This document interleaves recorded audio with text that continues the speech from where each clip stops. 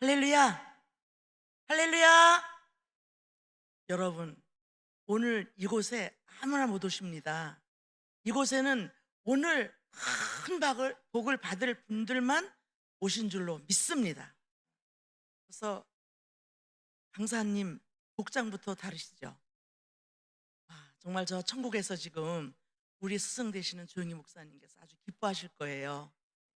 이번 영재회 8월 12일부터 17일까지 있을 이 정말 축복 성회에 우리 조영희 목사님의 수제자들이 와서 얼마나 주옥 같은 말씀을 증거하시는지. 할렐루야! 정말 월요일에도 화요일에도 인산인해를 이루었고, 어제 당회장님 오시는 날에는 꽉 찼었고요. 좀 전에 도원교회도 꽉 찼었고, 이 시간에 이렇게 많이 차는 시간이 아닌데 원장님 말씀 들으러 오셨죠? 할렐루야! 오늘 큰 기적 역사 나타날 것을 믿습니다. 저는 영재회 회장 연충복 목사입니다. 할렐루야!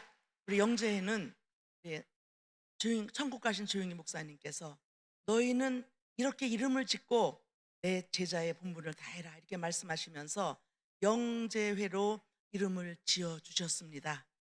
그래서 영재회는 전국 각처에 한 600여 명의 교육자들이 다 여의도에서 몇십 년 동안 훈련을 받고 조영희 목사님의 명을 받아서 다 지금 개척하고 있는데, 너무나 많은 목사님들이 다 성공적인 목회를 하고 있어요.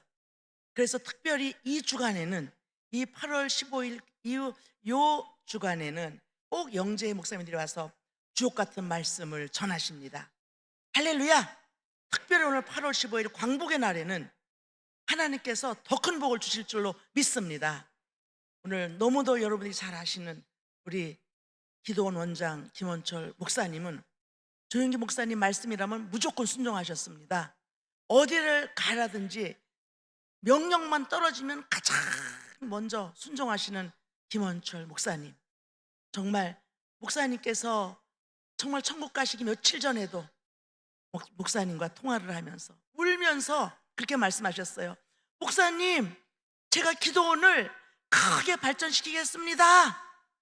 할렐루야! 그러더니 그 약속을 지키시느라 지금 이렇게 기도원이 이렇게 전 세계적으로 전날보다 더 뜨고 있습니다. 할렐루야! 여러분, 오늘 주옥 같은 목사님 말씀을 들으면서 큰 은혜와 복을 받으시기 바랍니다. 목사님 나오시겠습니다. 할렐루야!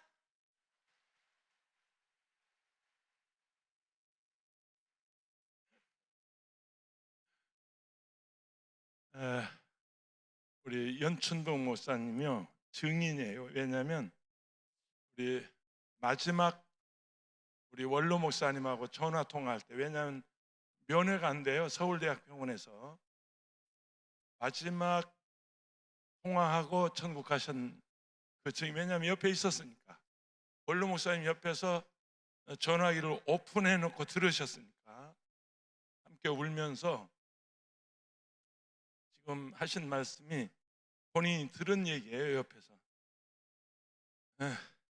내가 세 번째 원장으로 부임하는 날, 미국에 2주간 휴가 갔다 와서 9월 14일 날, 13일, 12일 날 한국에 돌아와서 13일 주일을 지나고 월요일 아침 7시 반에 사무실에 도착을 했는데, 이제 차 한 잔 가져와라 그래서 차 한 잔 딱 마시고 7시 반이에요.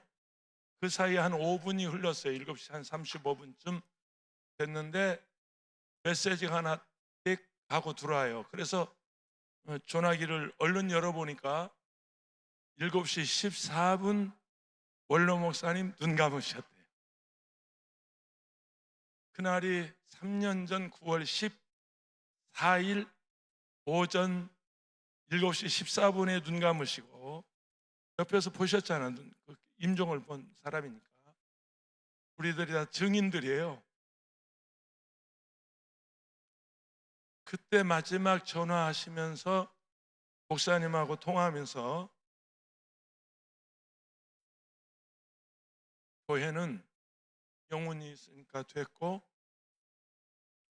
원철이 기도원에 왔으니까 됐다. 그러고 눈 감으셨어요. 그 현장을 바로 그 우리 지금 소개한 연춘복 목사님께서 딸 이상으로, 딸도 그렇게 못하죠. 어느 며느리가 하겠어요?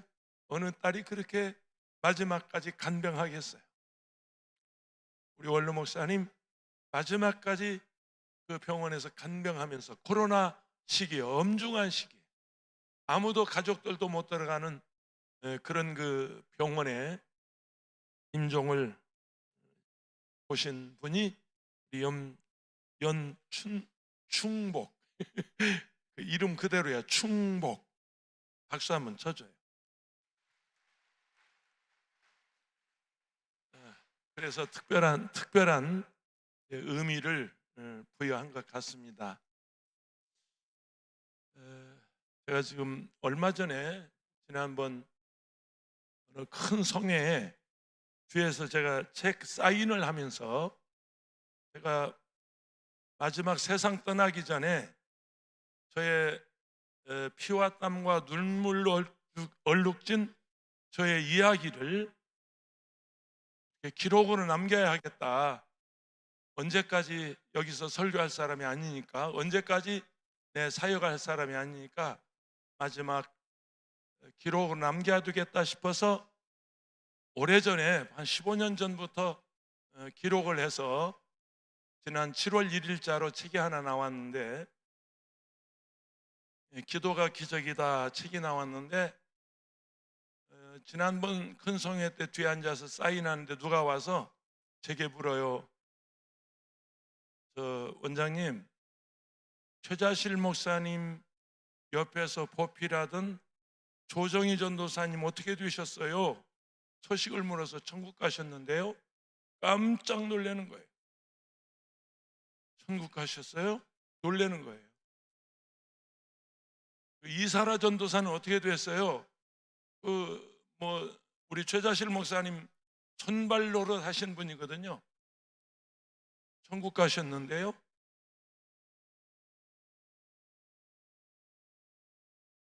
그러고 났는데, 그렇게 대답하고 났는데,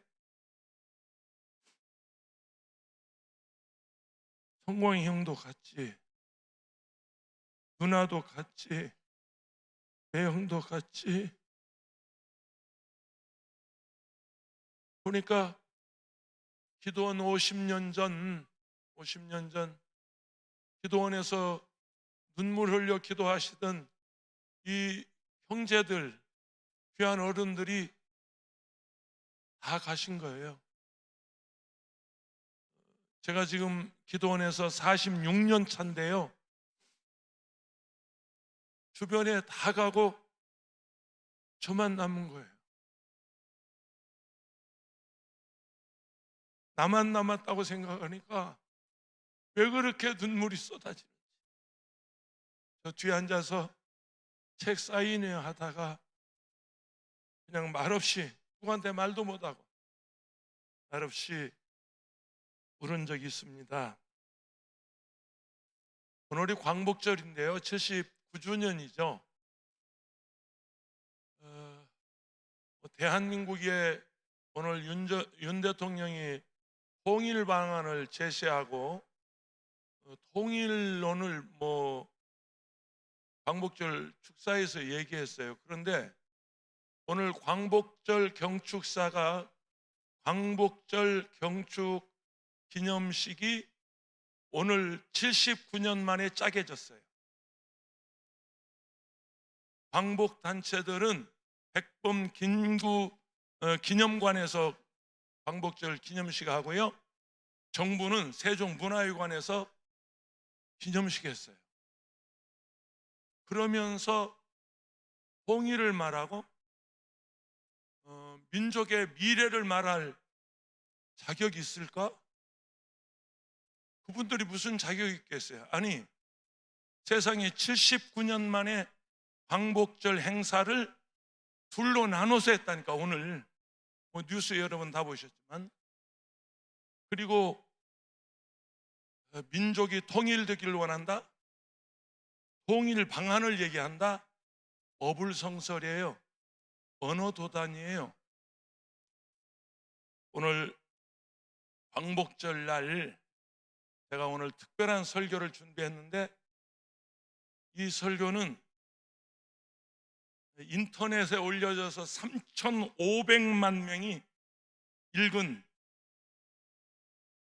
조애국자의 글입니다. 하늘의 복을 받은 나라 대한민국. 오늘 이런 주제로 다큐멘터리 본다고 생각하고 설교 들으세요. 드라마, 영화 한 편 본다고 생각하시고 마음을 열고 이 설교 들으세요.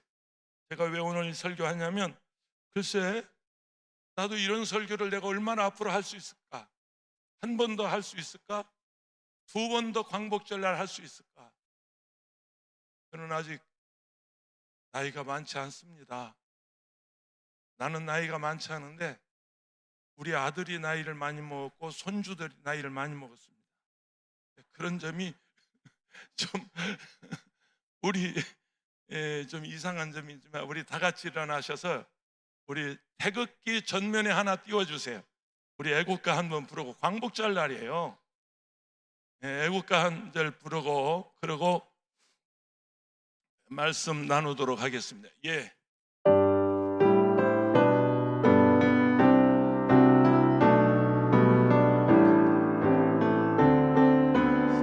사절까지 합니다. 동해물과 백두산이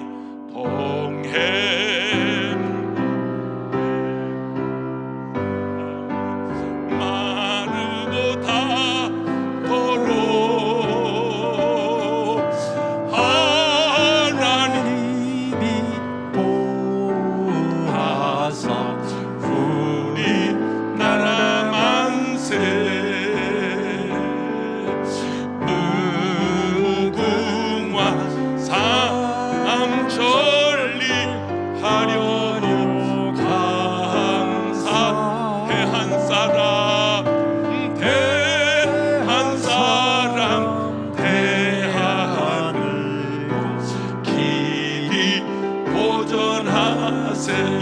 합니다. 남산 위에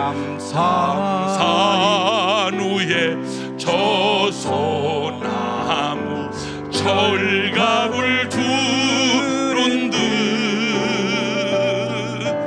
바람소리 불변하면 우리 기상일세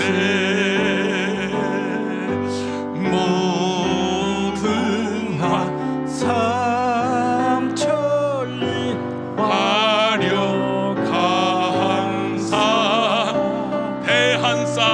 대한 사람 대하늘로 길이 보전한 3절 띄워주세요. 가을 하늘 공활한데 높고 구름 없이 아멘 할렐루야 맑은 달은 우리 괴상 일편 단심일세 아멘 무궁화 삼천리 화려한 강산 대한 사람 대하늘로 길이 보전한 4절 마지막 절 하겠습니다. 이 기상과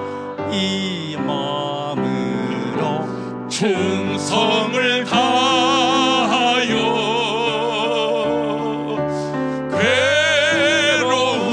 괴로우나 즐거우나 나라 사랑하세 무궁화 삼천리 무궁화 삼천리 화려강산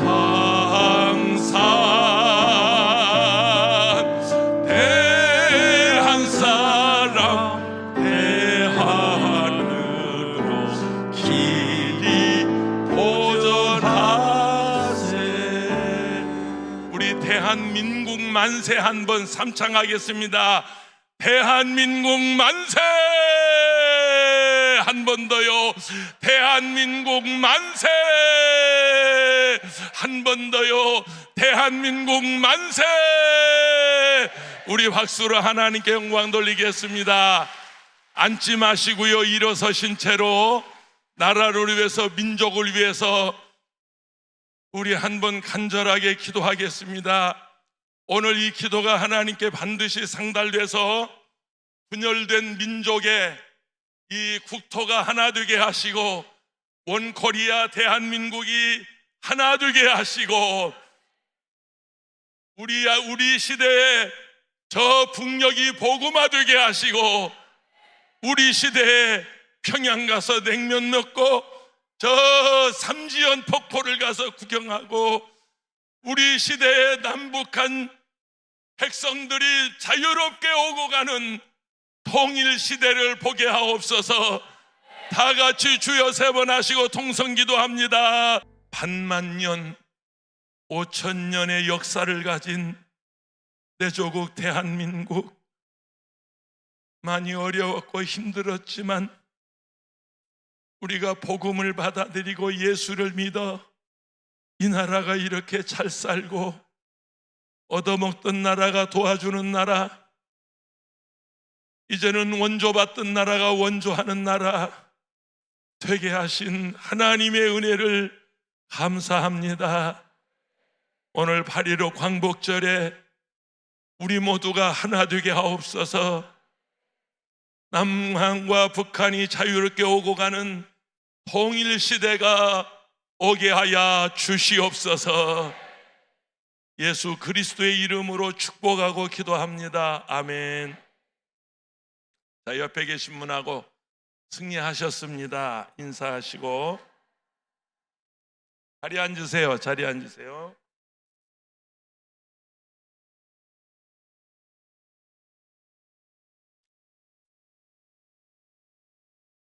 이 글은 뭡니까? 국제시장 영화가 나오기 훨씬 이전에 쓰여진 글이고, 제가 그때부터 설교한 내용인데요. 어느 날 보니까 국제시장이 나왔는데 내 원고를 갖다가 각색한 것처럼 그렇게 느낄 만큼 그 팩트, 정확한 역사성을 가진 근대사 이야기입니다.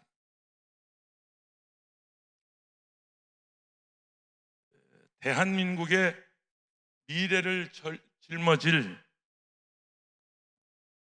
개혁과, 요즘 MZ 세력이라고 그래요. MZ 세대라고 그래요. 신세대, 다음 세대 젊은 주역들에게, 저도 70이 얼마 넘었냐면 조금 넘었어. 아니, 창피해서 말 못해. 하여튼 넘긴 넘었으니까 70, 80 기성세대가 미래 세대, 다음 세대, 이 나라의 주역들에게 드리는 피가 끓는, 눈물로, 땀으로, 피로 얼룩진 우리 근대사의 이야기니까 오늘 한 편의 다큐멘터리를 감상한다고 생각하시고 오늘 은혜가 되시기를 바랍니다. 결론은 이겁니다. 오늘 본문 말씀인데요, 하나님이 아브라함에게 약속하실 때 가르쳐 맹세할 자가 자기보다 더 큰 이가 없으므로 자기를 가르쳐 맹세하여 이르시되 따라서 반드시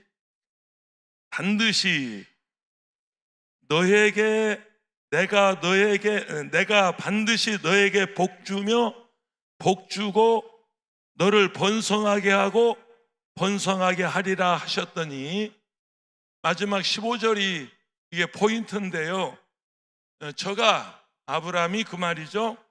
따라서 오래 참아 이 약속을 받았느니라. 여러분 이거 믿으시는지 모르겠네요. 하나님의 약속은 하늘이 무너지고 이 땅이 꺼져도 변하지 않아요. 믿는 분만 어디 박수 한번 쳐봐요. 혹 사람은 거짓말할 수 있지만, 혹 사람은 약속해놓고 지키지 않을 수 있지만, 하나님은 틀림없이 말씀하신 거 그동안 이루어졌고 현재도 이루어지고 있으며 앞으로도 이 말씀이 그대로 이루어져요. 아멘이십니까? 그러면 오늘 본문 약속입니다. 내가 반드시 너에게, 아니면 우리에게, 아니면 그들에게, 따라서 반드시 나에게, 아멘이십니까? 똑같이 적용이 되는 거예요. 1인칭, 2인칭, 3인칭으로 하면 네, 너, 그런 거예요. 그러니까 따라서 하나님이 나에게 반드시 복주고 복주며 나를 번성하게 하고 번성하게 하리라. 아멘이십니까? 이 약속이 그대로 이루어지리라고 믿으시는 분만 아멘 하세요. 나는 이 말씀을 하나님이 우리 민족에게, 그 말이에요, 우리 민족에게 언약하시기를 내가 반드시 너희를 복주고 너희에게 번성케 하고, 이 언약이 어쩌면 이 히브리서 6장 13절, 14절, 15절에 있는 이 말씀이 우리에게 그대로 이루어진 게 우리 조국 대한민국입니다. 조금 더 제가 얘기할게요. 여러분이 누리는 이 풍요로움은 지금 대단한, 우리가 지금 풍요를 누리고 이 엄청난 우리가 지금 부를 누리고 있어요. 우리나라 지금 지난 1월 달인가요? 뉴스 위크지, 죄송합니다. US 뉴스지에서 세계 부유한 나라 강국 이렇게 발표했는데 우리 조국 대한민국이 미국, 중국, 러시아, 그 다음에 영국, 독일 다음에 대한민국.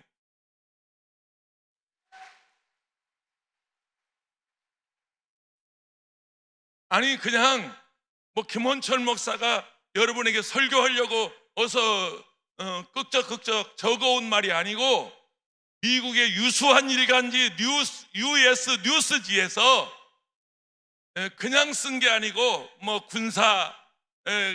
군사에 대해서 경제, 군사, 어떤 문화 콘텐츠 이런 그 여러 외교력. 여러분 대한민국 여권 가지면요, 제가 9월 8일 날 쿠바에 들어갑니다. 9월 8일부터 13일까지 쿠바에 가서 2박 3일 동안, 왜냐하면 가는데 이틀 오는데 이틀 걸려요. 쿠바에 가서 내가 2025년 우리 당회장 이영훈 목사님 쿠바 대성회를 준비하러 가는데 종교장관하고 약속이 돼 있어요. 그래서 그 준비 성회를 9월 8일부터 13일까지 제가 쿠바에 가서 하고 올 것입니다. 쿠바는 공산당이 집권한 나라고요, 공산당이 현재 집권하고 있는 나라고, 쿠바는 100% 사회주의. 지금도 매일 그 하바나라고 하는 수도가 하바나인데, 하바나 그럽니다만은, 하바나라고 하는 수도에 매일같이 그날 먹을 양식을 배급받기 위해서 100m, 200m 줄을 서는 나라. 지금 무슨 50년 전 얘기가 아니고 지금도 그렇단 말이에요. 5 식구에게 커피 한 봉지, 일주일 먹을 거, 배국에 먹을 걸 지금도 배급 주는 나라. 그게 쿠바입니다. 우리나라 여권 가지면, 지금 현재 우리나라 여권 가지면 미국보다도 더 많은 나라를 갈 수 있어요. 미국이 못 가는 나라도 대한민국 여권은 들어갈 수 있어요. 대한민국 패스포드가 지면 미국이 못 가는 나라, 우리나라 못 가는 나라 세 나라, 어디 못 가면 북한 못 가요. 그다음에 시리아 못 가고, 그 다음에 또 하나 어디 있는데 얼른 기억 안 나네. 전 세계 대한민국 여권 가지고 못 가는 나라 세 나라 제외하고는 뭐 대한민국 패스포드 가지면 못 가는 나라가 없어요. 못 가는 나라. 이렇게 우리 대한민국의 위상이, 우리 대한민국의 국력이, 우리 대한민국의 국격이 이렇게 지금 최상위급이에요. 최상위급. 그런데 여러분, 이 엄청난 우리가 풍요를 누리는 것은, 어떤 분들은 그렇게 얘기해요. 한강의 기적이다 그럽니다. 여러분, 한강에 26개 다리밖에 없어요. 저 발당에서부터 한강 하류까지 그냥 아침이나 저녁이나 물만 흐르고 있고요. 거기서 한강에서 요즘은 고기도 못 잡아요. 낚시도 못 해요. 그냥 남쪽, 북쪽 넘나드는 다리만 26개 있지 무슨 한강에 기적이 있겠어요? 그게 아니에요. 잘 기억하세요. 하나님의 기적입니다. 기억하세요. 하늘의 복을 받은 나라, 하나님이 복 주신 나라, 하늘의 복을 받은 나라, 대한민국. 대한민국. 오늘 이러다가 말지 뭐. 광복절날 뭐 설교를 뭐 들으면 또 뭐 하겠어. 하루에 4번씩이나 설교 듣는데. 그런데 꼭 기억하세요. 첫째는 하나님이 복을 주신 나라, 하늘의 복을 받은 나라, 확실하고요. 또 하나, 여러분 기억하세요. 여러분 아버지 세대, 어머니 세대, 여러분 70, 80, 여러분 우리 부모 세대, 할머니, 할아버지 세대, 그분들의 피와 땀과 눈물로 세워진 나라 대한민국.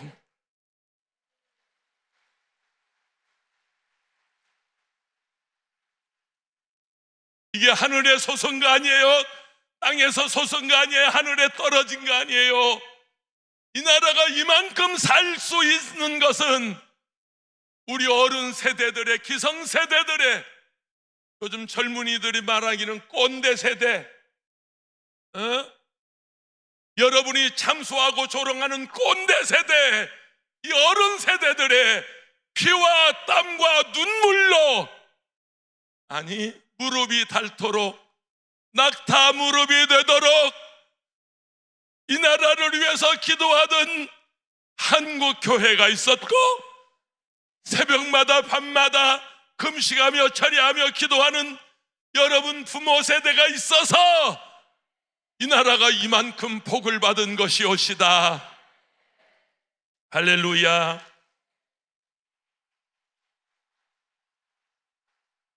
첫째는 하나님의 은혜고요. 둘째는요, 우리의 부모님들의 피와 땀과 눈물이 있었고요. 하나 더 말하면 한국교회에 피를 토하는 기도가 있었습니다.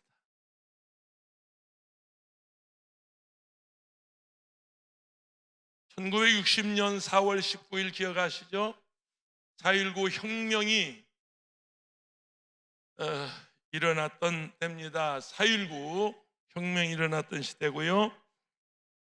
1년 뒤 1961년 5월 16일은 군사 쿠데타가 일어난 해입니다. 4.19는 혁명으로 우리 헌법에 기록되어 있고요. 5.16은 군사 쿠데타로 기록에 남아 있습니다. 조금 더 나중에 헌법 전문 찾아보세요. 이제 군사 쿠데타가 일어나니까 당시 미국 케네디 정권, 이게 뭐 대단한 인물 아닙니까? 케네디가 몇 살에 세상 떠난 줄 아세요? 46살에 세상 떠났습니다. 46살 이상 되신 분들은 살 만큼 사신 분들입니다. 그 잘난 존 F 케네디, 구남매가 다, 케네디 형제 구남매가 다 하버드 출신, 어머니도 아버지도 하버드 출신, 미국 최고의 명문가, 그 가문의 둘째 아들 존 F 케네디. 와, 1963년 그가 암살당하는데요, 그때 나이가 46살. 그 케네디가 재재갈 1961년이니까 죽기 2년 전에, 그때가 그날이 날짜 다 기록해 놨어요. 11월입니다. 군사 쿠데타가 일어나자 미국에서 유무상의 모든 원조를 다 끊어버려요. 미국에서 보내오는 강냉이가루, 우유가루, 밀가루, 구호물자, 유무상의 모든 원조를 끊어버려요. 총칼로 정권 잡은 그런 나라 도와줄 수 없다 해서 존 F 케네디가 원조를 끊어버립니다. 5월 16일 군사 쿠데타 일어나고 11월 달이에요. 불과 몇 개월 만에 우리 백성이 꼼짝없이 굶어 죽을 형편이었습니다. 미국에서 도와주지 않으면, 여러분 기억하세요? 그 학교에 가서 우유가루, 그게 이제 막 산화가 돼가지고 돌덩이처럼 굳어진 그걸 망치로 깨가지고 밥 하는데 밥솥에다 넣고 이렇게 물 부어서 부으면 그게 이제 풀어져서 그걸 먹던 시절, 여러분은 태어날 때부터 금수저 물고 태어나서 지금 내가 하는 말이 뭔 얘기인지 모르시는 것 같은데,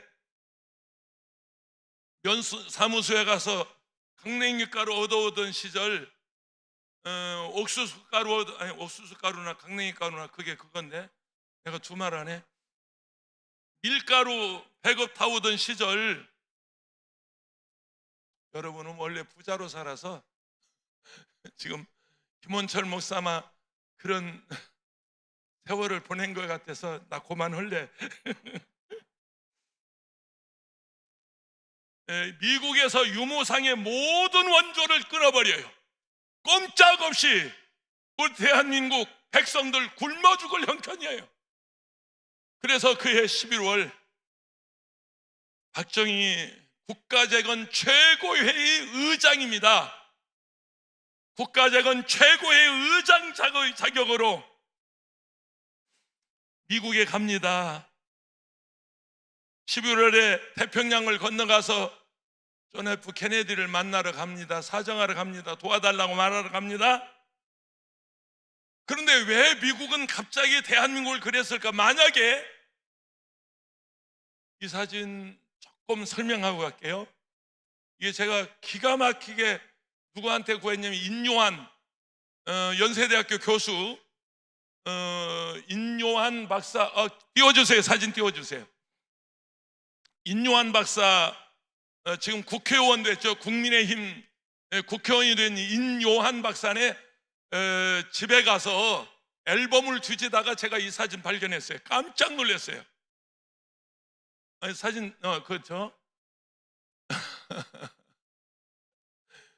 기한 죽으려고 저쪽에 여러분이 보는 데서 좌측 맨 끝이 박정희 대통령입니다. 박정희 국가재건 최고위원. 그래도 딱 기한 죽으려고 담배 하나 딱 꼬나 물고 이렇게 딱 여기다가 꽂고 말이죠. 발 딱 꽂고 앉아서 지금 서로 방향이 다릅니다. 박정희 국가재건 최고위원이 바라보는 방향하고 이쪽 맨 오른쪽, 여러분이 보는 데서 맨 오른쪽이 존 F 케네디인데, 케네디가 보는 방향이 전혀 다릅니다. 둘 다 발을 꼬았습니다. 케네디가 저렇게 꼬고 앉으니까 기한 죽으려고 꽂았답니다. 자기도 꼬았답니다.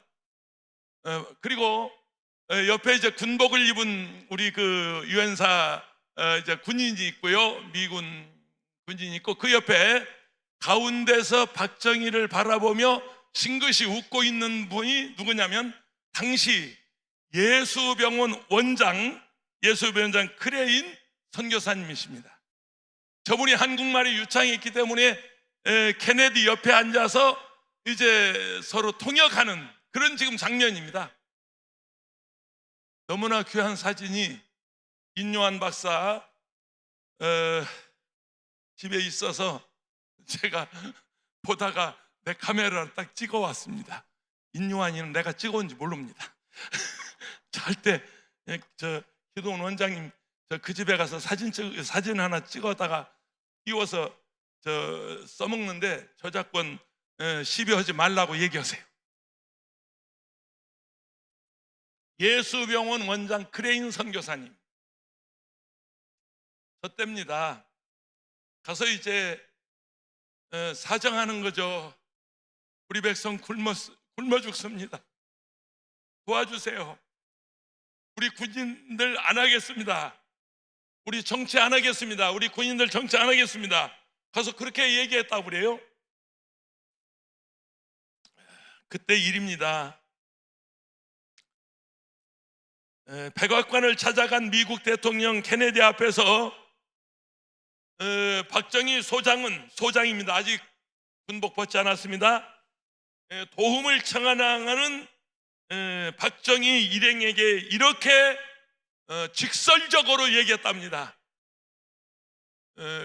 군복 입고 군대로 가시오.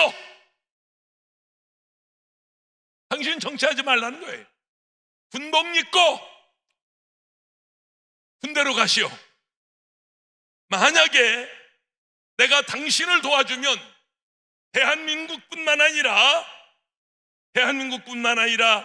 그 당시에 버마, 인도네시아, 필리핀 이 동남아시아의 여러 상황들이 쿠데타로 인해서 정권을 잡을 것인데 우리가 감당을 못하오. 대한민국이 예가 되면 안 됩니다. 군복 입고 군인들은 군대로 가시오. 존 F 케네디가 박정희 대통령이 그 당시에는 국가재건 최고위원이었습니다. 그때 민정에 빠지고 혁명세는 정치에서 빠지고 민정에 이양하고 그리고 군대로 돌아가시오. 그 말에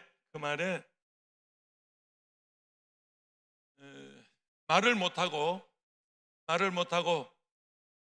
미국 대통령에게 야단맞고 빈손으로 돌아오긴 박정희 소장과 수행원들은 그 이튿날 가서 다시 한번 만나자고 요청했대요. 다시 한번 좀 사정해 보려고 그랬는데 No! 땡큐. 단호하게 거절해서 만나지도 못하고 이제 호텔로 가서 짐 싸가지고 돌아오는데 그 일행들이 울면서 짐을 쌌다고 합니다. 같이 가신 백영훈 박사님이 작년에 전국 가셨는데요. 제가 이 어른을 제 고향 어른이고 그래서 개인적으로 잘 아는데 이분 얘기입니다. 같이 짐 싸다가 그냥 울고 말았대요. 존 F 케네디 앞에서 박정희는 얼마나 기가 죽었던지 돌아오면서 비행기 안에서 그랬대요. 이 다음에 대한민국 대통령 키 큰 놈 뽑아라 그랬대요. 키 큰 놈 뽑아라. 기가 죽어가지고. 세계에서 가장 가난했던 나라 대한민국, 누가 돈을 빌려주겠어요? 어느 나라가 대한민국에 원조해 주겠어요? 지푸라기라도 잡는 심정으로 미국에 가서 빈손으로 돌아온 박정희 소장은 호심 끝에 아마 서독이 분단 국가니까 서독은 우리 대한민국을 이해할 수 있지 않을까 싶어서 고심 끝에 서부독일입니다. 독일에 이제 대통령 특사를 파송합니다. 그때 특사로 가신 분이 작년에 세상을 떠나신 배경훈 박사님이십니다. 독일 최초의 박사고 독일 1호 박사고 독일에 가서 공부하고 박사학위 받아가지고 독일을 유창하게 하는 배경훈, 그 젊은 사람을 단장으로 해서 독일에 보냅니다. 가서 어떻게 우리나라 차관 돈 좀 빌려오라고. 뭐 독일의 은행이나 여러 기관, 정부 기관을 찾아가서 아무리 두드려봐도 세계에서 가장 못 사는 나라, 여러분 우리나라가 얼마나 못 사는 나라냐면 인도 다음으로 못 사는 나라, 인도 다음으로 세계에서 가장 못 사, 216개 나라 중에서 214번째로 가난한 나라, 끝에서 두 번째 가난한 나라. 이 나라에 무슨 돈을 주겠어요? 아니, 그리고 돈을 빌려오려면 무슨 담보가 있어야 되는데, 신용이 있어야 하는데 신용도 없을 뿐만 아니라 우리나라가 3면이 다 바다입니다.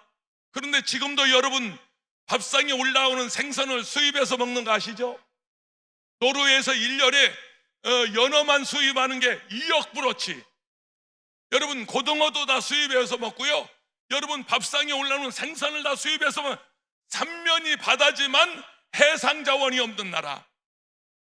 어디 그것뿐인가요?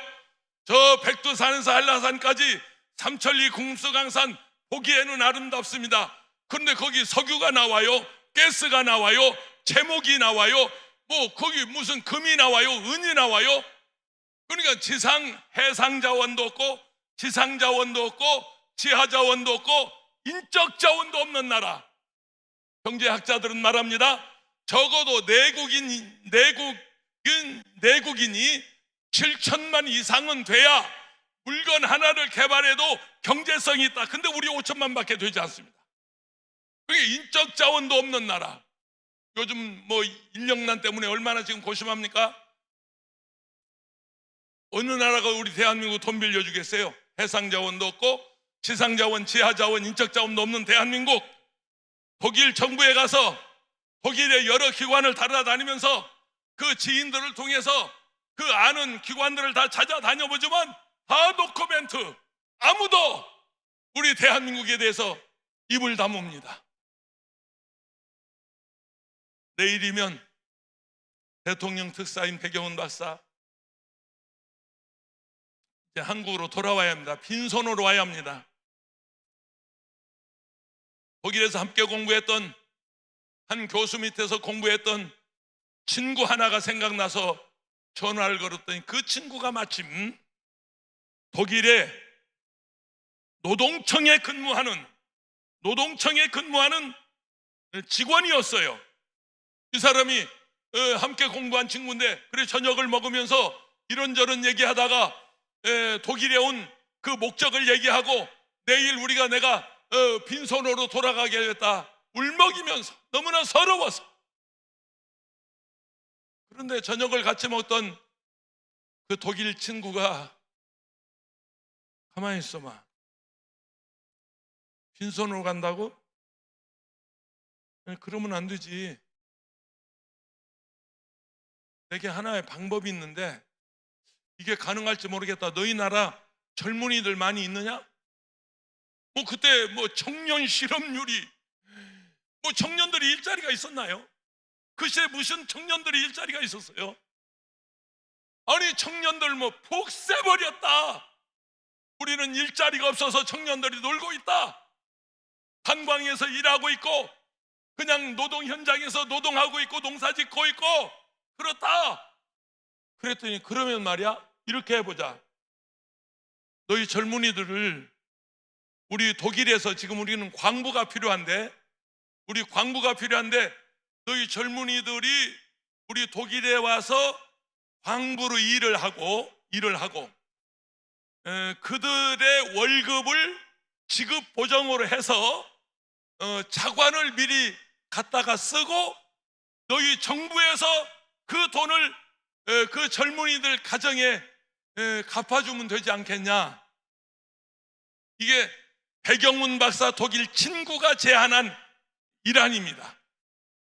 그러니까 일자리 없는 우리 대한민국의 젊은이들을 독일에 와서 광부로 일하게 하고 그들의 월급을 은행에서 지급 보정해서 그 돈을 미리 한국 정부에 주면 한국 정부는 그걸 가지고 산업 개발해가지고 그래서 그 돈을 그 젊은이들 가정에 다시 돌려주면 되지 않겠냐? 그 말에 기가 막힌 아이디어였어요. 그게 가능하냐? 가능하다. 우리 노동청에 지금 우리는 인력이 없어서 우리는 고심하고 있다. 그래서 밥을 먹다 말고 대통령에게 전화를 걸었답니다. 카카, 기차 저차 열차 기차 기차 타고 오면 되겠습니다. 카카, 이런 기가 막힌 아이디어가 있는데 우리 젊은이들을 독일의 광부로 보내고 그 광부들의 월급을 지급 보정으로 해서 돈을 미리 주겠답니다. 성미 급한 박정희 대통령 그 말에 그냥 박수를 치면서 그 이튿날 전국의 모든 일간지에 뭐라고 광고를 실었냐면 독일 광부 모집. 이 양반들이 신세대라서 지금 전혀 지금 감이 안 와. 아, 주여, 감이 안 와. 내가 지금 너무 꼰대 같은 소리 하는 거예요. 지금 너무 옛날 얘기 지금 하고 있는 거야, 그치? 불과 우리나라 5, 60년 전 이야기입니다. 이게 무슨 옛날에 예화집에 나온 얘기 아닙니다. 교과서에 기록된 얘기 아닙니다.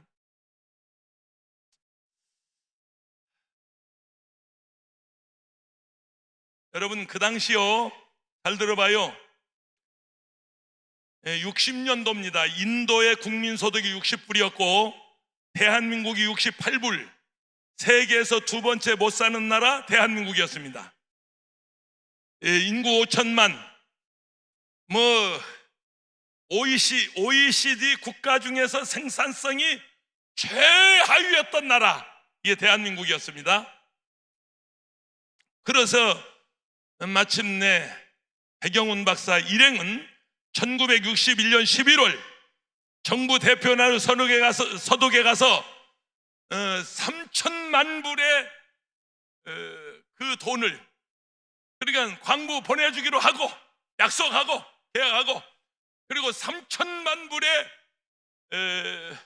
차관을 독일 정부에서 빌려오는데 3천만 불이면 현재 우리나라 돈으로 환산하면 한 400억 됩니다. 400억, 3천만 불이니까 한 400억쯤 되는데 그 돈을 이제 차관으로 빌려오게 됩니다. 상업차관입니다. 상업차관입니다.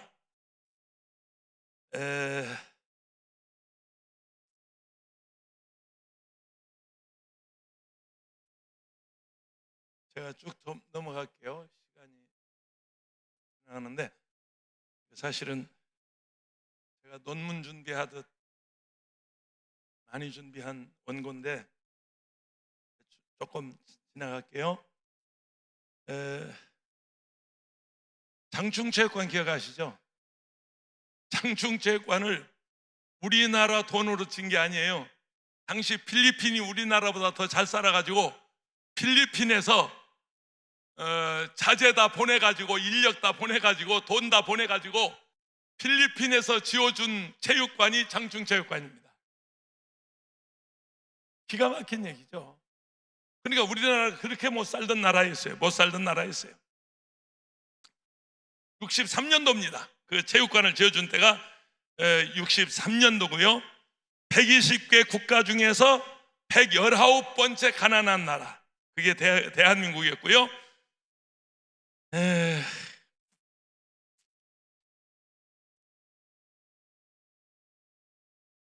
이제 광부 모집을 하는데 재미난 일이 있습니다. 학력이 고등학교 졸업 이상이었습니다. 제 외사촌 형이 그때 광부를 가서 지금도 독일에 살고 있습니다. 작년 가을에 모처럼 한국에 와가지고 저를 찾아와서 함께 식사하고 갔습니다. 내가 독일 부흥회 갈 때 아무리 멀어도 찾아와서 그 외사촌 그 형이 그렇게 나를 따뜻하게 너무너무 좋아해서, 제가 어렸을 때는 우리 외갓집 지금 독일 가 있는 외사촌 형네 집이 조상 때부터 예수를 잘 믿는 집안이었어요. 그래서 할아버지가 목사님이고 아버지가 장로님이고 그런 믿음의 후손들이었습니다. 내가 지금 어느 날 생각해 보니까 그냥 내가 우연히 이렇게 목사가 된 게 아니라 그 외사촌들, 외갓집, 외할아버지, 외할머니, 그분들이, 근데 우리 친외갓집이 아니고 사촌, 외할머니하고 사촌, 외갓집하고 사촌, 이게 조금 한 달이 넘어요. 근데 우리하고 그렇게 가까이 지내서 그 집안 어른들이 이 김원철이를 위해서 그렇게 얼마나 기도하셨을까. 내가 확실하게 기억하는 거, 어렸을 때 우리 외숙모하고 함께 예배를 드리는데 뭐 알아듣지 못하는 말을 막 한 구역장님이 하는 거예요. 그래서 무슨 영어 하는 줄 알았어요. 독일어 하는 줄 알았어요. 나중에 알고 보니까 그게 방언이래요. 그게 방언이래요. 그렇게 제가 무식했던 사람입니다. 근데 그분들이 얼마나 나를 위해서 기도하셨겠는가 생각해서 감격하고 있는데, 꼭 그 형이 내가 독일 부흥에 가면 어디든지 찾아와서 함께 식사하고 잠자고 집에도 같이 가서 밥 먹고 오고 그런 형입니다.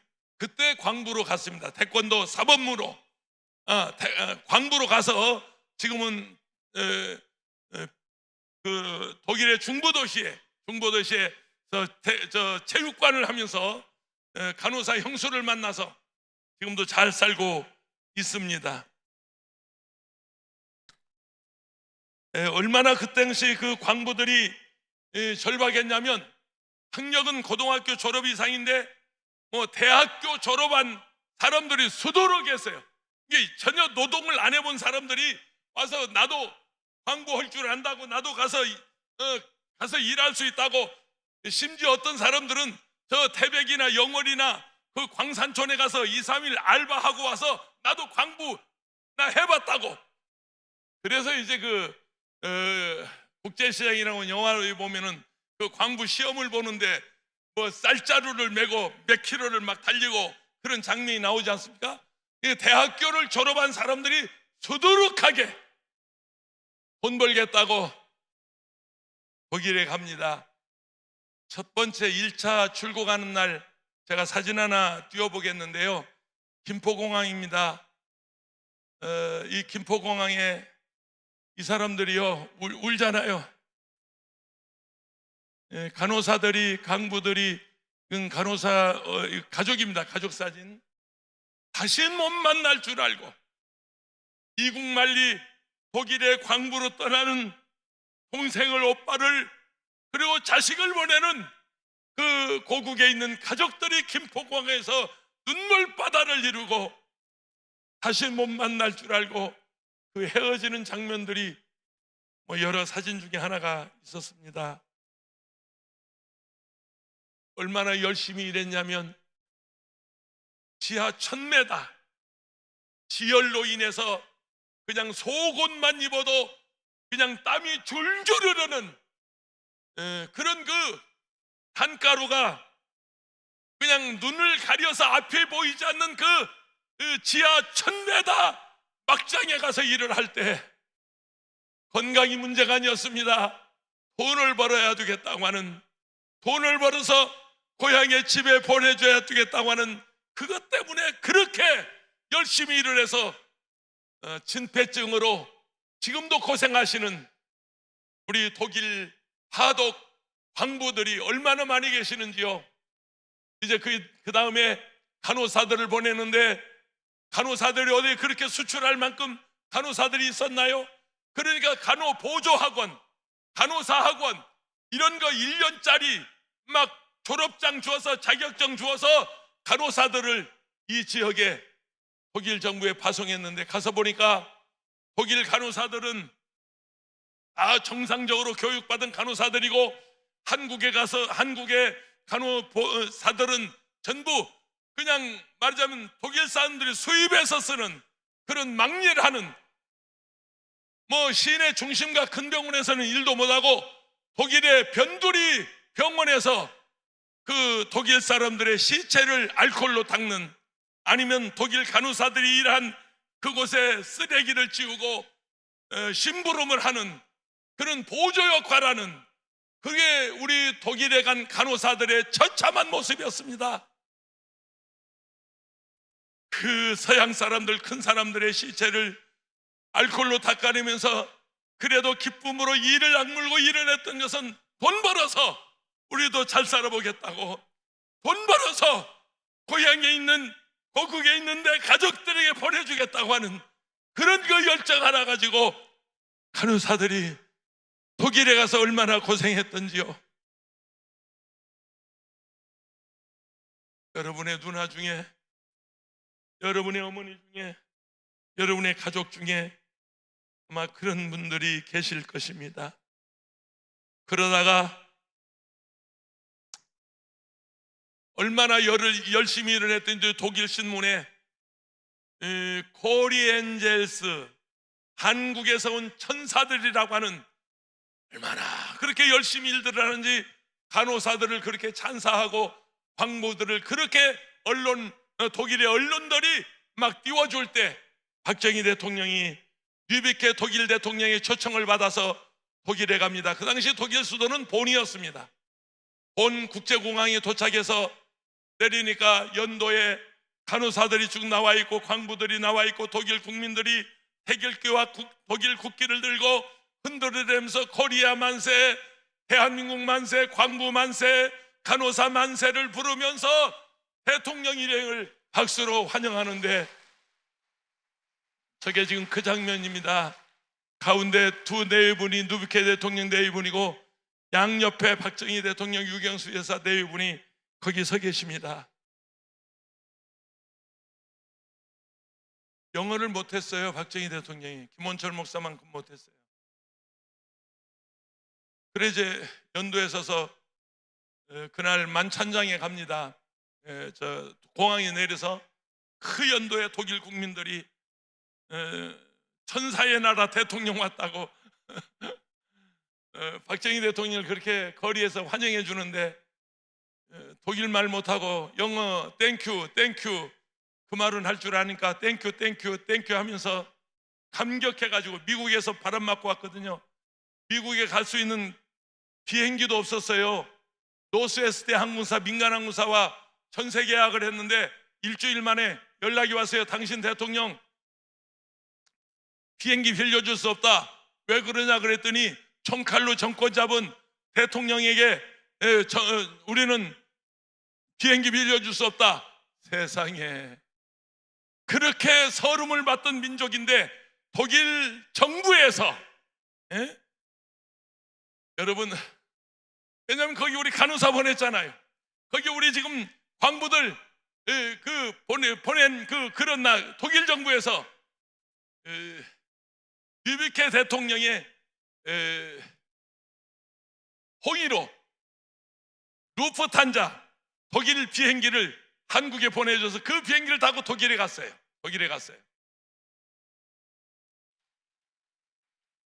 그 비행기에서 내려서, 아까 그 장면이 비행기에서 내린 장면인데, 그 연도에 차를 타고 숙소에 돌아가서 이제 저녁 만찬 시간이 됐어요.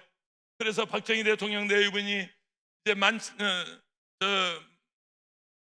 답사를 하고, 류비케 대통령이 만찬사를 하고 환영사를 하고 답사를 하는데, 그때 그 만찬장에 들어온, 우리 그 사진 띄워보세요. 그때 그 사진 있는데 간호사들, 저 장면입니다. 저 장면인데 지금 자리에 앉은 사람들은 저 독일 간호사들이고요. 뒤에 서 있는 사람들은 우리 한국 간호사들입니다. 앉을 의자도 없습니다. 그리고 그 뒤에 서 있는 사람들은 독일 남자들은 자리에도 앉아 있고요. 우리 한국 광부들은 저 뒤에 그냥 서 있습니다. 양복은 입었어요. 한복도 입고 양복도 입었는데 그 얼굴이 아주 연탄재로 또 타가지고 새카맣게 그을러서 동양 사람인지 저 아프리카 사람인지 구분 못할 만큼 우리는 그렇게 새카맣게, 저 자리에 한 500여 명이 모였다고 그럽니다. 만찬장입니다. 박정희 대통령 답사 중에 이런 말이 있습니다.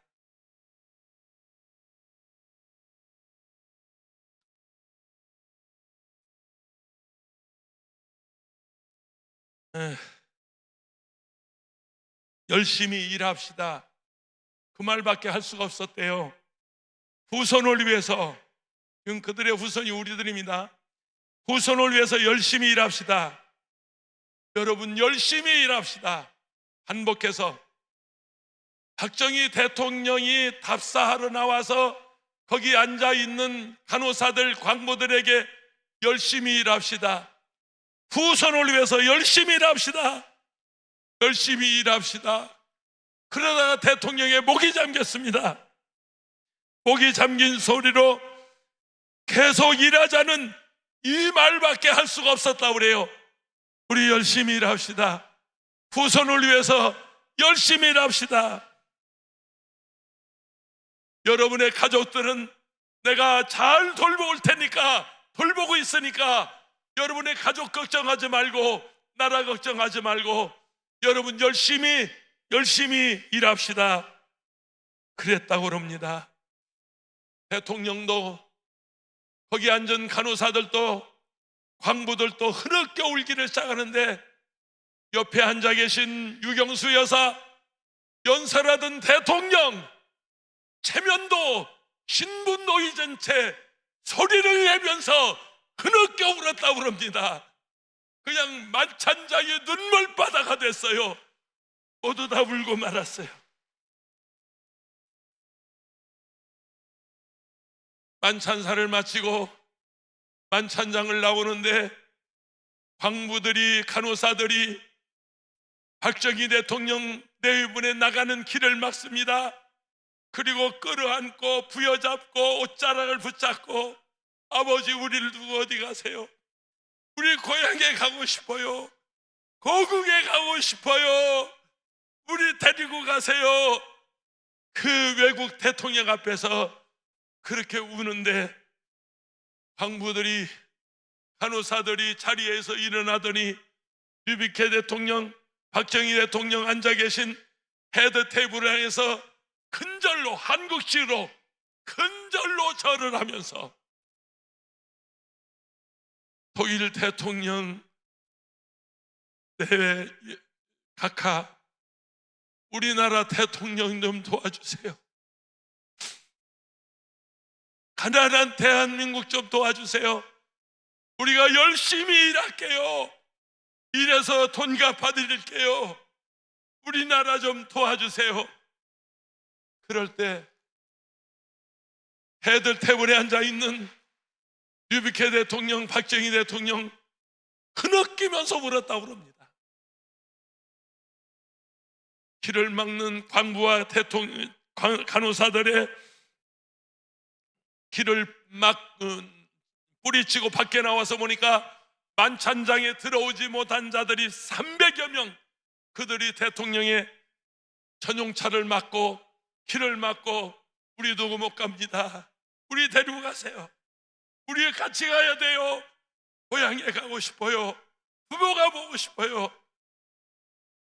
그런 그들을 뒤로 하고 숙소를 향해서 리무진 자동차가 나가는데 자동차 안에 대통령, 박정희 대통령 내외분, 유비케 대통령 내외분이 자동차 안에 있는데 얼마나 흐느껴 우는지 유비케 대통령이 손수건을 꺼내주면서 울지 마시오, 눈물 닦으시오. 그때 손을 꼭 잡고 하는 말이 내가 당신 도와주겠어. 당신 나라 도와주겠어. 내가 꼭 도와주겠어. 자동차 안에서 만찬을 마치고 숙소로 가는 길에 대통령이, 독일 대통령이 그렇게 약속을 하더랍니다. 그 다음 날 독일 의회에 가서 얼마나 절박했던지, 연설 중에, 박정희 대통령 연설 중에, 의회 연설입니다. 왜냐하면 의회 승인을 받아야 되니까. 독일 의회에 가서 연설하는데 도와달라는 얘기를 19번 했다고 그래요. 그 짧은 시간에 독일 국회의원들 앞에 가서 우리는 우리나라 도와달라, 우리 약속 지킨다, 우리는 틀림없이 약속 지키는 민족이다. 그래서 19번이나 도와달라고 해서 박수갈채를 받고, 그때 빌려온 돈이 3천만 불. 그 돈 가지고 경인 고속도로를 만들고, 그 돈 가지고 구로공단을 조성해서 비로소 우리 대한민국은 산업사회로, 농경사회에서 산업사회로 나라가 이렇게 변하기를 시작했습니다. 구로공단을 조성했지만 만들어서 팔 물건이 있어야죠. 그래서 이제 시장 개척단을 내보냅니다. 구미 여러 나라와 미국을 도는 시장 개척단이 미국의 어느 가게에 가서 보니까 사람들이 줄을 서 있더래요. 도대체 저기는 뭘 이렇게 파는가 하고 들어가 보니까 가발을 이렇게 팔더래요. 서양 사람들이 까만 가발을 샀쓰고 또 머리가 없는 사람들이 가발을 샀쓰는데 그렇게 사람들이 미워지더래요. 그래서 시장 개척단이 메모해서 왔어요. 가발 만들어서 수출하면 장사 잘 되겠다고. 여러분, 그렇게 해서 만든 가발이 무슨 가발인 줄 아세요? 여러분 기억나십니까? 단발령을 내려서 길거리에서 지나가는 사람 머리카락 잘라가지고, 아니 그게 아니요, 우리 어머니 할머니 여러분 옛날에 잔빗 가지고 머리 빗었어요. 빗으면 그 잔빗 사이에 오로리 어머니의 할머니의 머리카락이 묻어나는데 그걸 꼬깃꼬깃 모았다가 호물장사한테 돈을 받고 팔았어요. 그러다가 돈이 목돈이 필요할 때는 그냥 긴 머리, 비녀 꽂는 긴 머리 싹둑 잘라서 저울로 달아가지고 그걸 팔고, 그런 머리카락 가지고 그런 머리 가지고 대한민국에서 만든 가발이 세계 시장에 내놓으니까 넘버원이야, 인기가. 왜냐하면 다른 나라에서 만든 가발은 인조 모인데 우리 대한민국에서 만든 가발은 인노야. 그러니까 인조무하고 인모하고 가격 차이는 있지만 이게 대박을 터뜨려서 가발 수출국 1위. 그 가발 만드는 장면 한번 보실래요? 저기 지금 다 가발 만드는 장면입니다. 그 당시 구로공단 가발 공장에서 우리 누나들이 그렇게 가발 만들어서 저걸 팔아서 우리나라가 1900 몇 년도인가요?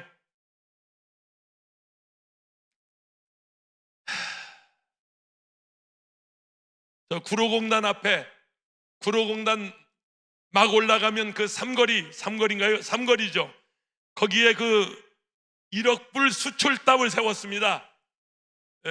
플라스틱 조화를 만들고, 그리고 가발을 만들고, 그리고 인형을 만들어서 그런 거 수출해 가지고 1억 불 수출탑을 세웠을 때 우리 대한민국은 그야말로 뒤집어지는 줄 알았습니다. 1965년 수출 1억 불 달성을 하자 세계가 깜짝 놀랐습니다. 거지 나라 대한민국이 1억 달러 수출을 하자 사람들이 그때 부른 노래가 한강의 기적이었습니다. 한강의 기적이었습니다. 여러분 기억나세요? 어렸을 때 우리 학교, 초등학교, 국민학교죠. 그 당시에는 국민학교 다니면서 쥐잡기 하셨죠? 쥐잡기. 왜 쥐잡기 한 줄 아세요? 쥐꼬리 왜 모은 줄 아세요?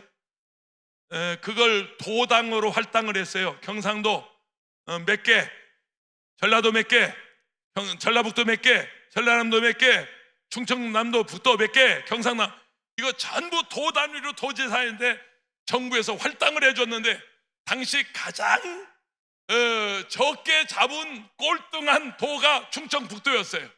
그래가지고 정부로부터 구박 맞은. 근데 그거 가지고 뭐 했냐면 그거 가지고 목도리 만들었어요. 밍크 목도리. 그게 재료예요. 쥐꼬리가 밍크 목도리 재료. 서양 사람은 그것도 모르고 그게 밍크인 줄 알고 살고 다녔어요. 그러니까 자원이 없으니까 그런 것 가지고 물건 만들어서 해외 시장에 수출했던 나라, 그게 우리나라 대한민국이었습니다. 좀 할까요?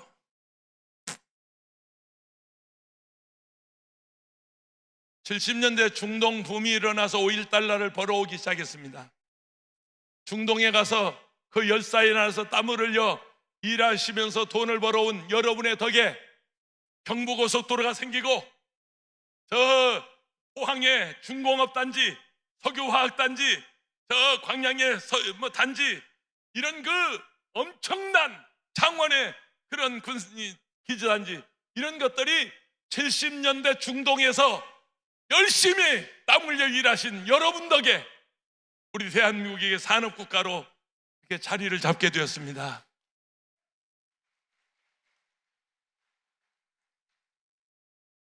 88 세계올림픽을 개최한 나라, 2002 한일 월드컵을 개최한 나라, 최근에 끝난 파리올림픽에서 우리나라 금메달 몇 개? 13개. 전 세계에서 최소 인원을 파견했는데 종합 8위 한 나라, 그게 대한민국. 원자력 발전소를 수출하는 나라, 대한민국. 세계 최고의 조선사를 가진 나라, 대한민국. 세계 최고의 가전제품 회사가 있는 나라, 대한민국. 전 세계 시장 점유율 54%, 삼성과 LG의 가전제품이 전 세계인의 가전제품 두 가정 중에 한 가정은 대한민국 메이드 인 코리아를 쓴단 말이에요. 기적 같은 일 아닙니까? 자동차의 본고장 유럽에 가서, 미국에 가서 고속도로를 쌩쌩 달리는 현대자동차, 기아자동차. 요즘 무슨 전기차가 인천에서 사고를 내가지고 상당히 지금 시끄럽습니다만은 전 세계에서 전기차 넘버원, 가장 안전하고 가장 잘 만드는 차가 어디냐? 현대 아이오닉 5. 그거 내가 타고 있습니다. 이건 미국 자동차 협회에서 다 검증한 거예요. 세계에서 가장 좋은 전기차 메이드 인 코리아, 현대자동차. 두 번째 좋은 차가 저 기아자동차. 할렐루야.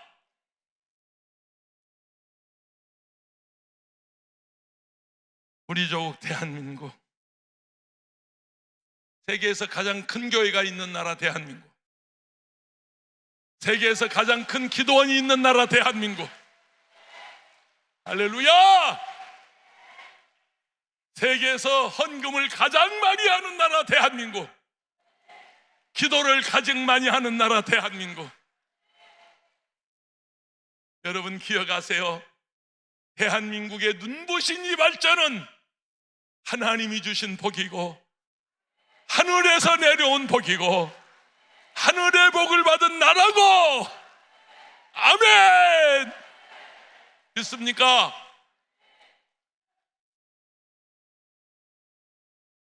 네, 시간이 너무 많이 갔다. 그만할게. 얻어먹던 나라 대한민국이 지금은 도와주는 나라, 대한민국. 원조받던 나라 대한민국이 지금 원조하는 나라, 대한민국. 대한민국, 대한민국. 한 번 더. 대한민국. 반드시 내가 너를 축복하리라. 반드시 내가 너를 도와주리라. 천지는 변해도 나의 약속은 영원히 변치 않으리. 두려워 말라, 두려워 말라. 강하고 담대하라. 아멘. 낙심하며 실망치 말라. 낙심하며 실망치 말라. 실망치 말라. 할렐루야. 내 소원 이루는 날, 내 소원 이루는 속히 오리니 내게 영광 돌리니 영광의 그날이 영광의 그날이 속히 오리니 내게 찬양하여라. 한 번 더 합니다. 2절 하겠습니다. 반드시 내를 축복하리라. 반드시 내가 너를 들었으리라. 세상의 소망이 사라졌어도 온전히 나를 믿어라. 두려워 말라. 강하고 담대하라. 아멘. 인내하며 부르짖으라. 인내하며 부르짖으라.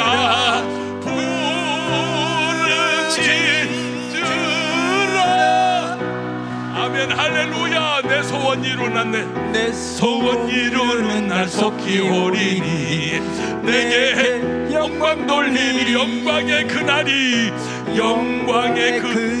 속히 오리니 내게 찬양하리라.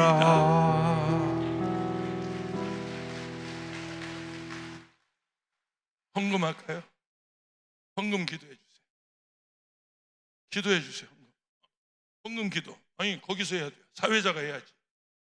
헌금 기도하시고 헌금 정성껏 드리세요. 드리고 헌금이 끝난 다음에 통성으로 그냥 축도하지 말고 계속 기도하자고요. 축도해버리면 예배가 끝난 기분이야. 한 1시간이고 2시간이고 계속 기도하다가 그냥 가시면 돼요. 헌금 기도해 주세요.